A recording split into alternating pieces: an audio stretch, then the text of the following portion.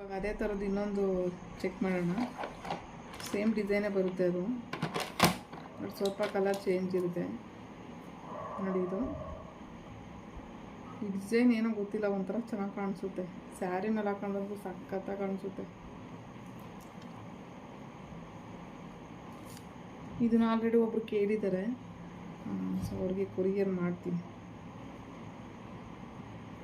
ನೋಡಿ. ಇದು ಸ್ಯಾರಿಗಳಿಗೆ ಸಖತ್ತಾಗಿ ಕಾಣಿಸುತ್ತೆ ನೋಡಿ.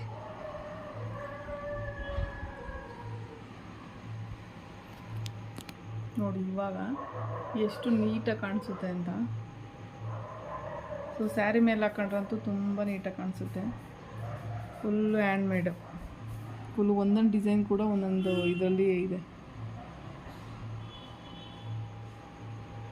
ಬಟ್ ಇಯರಿಂಗ್ಸ್ ಎಲ್ಲ ಬೇರೆ ಬೇರೆ ಇದೆ. ಇಯರಿಂಗ್ಸ್ ಹಾಕೊಳ್ಳೋಷ್ಟು ಟೈಮ್ ಇಲ್ಲ, ಏನು ಮಾಡೋದು, ಬರೀ ಕೆಲಸಗಳು.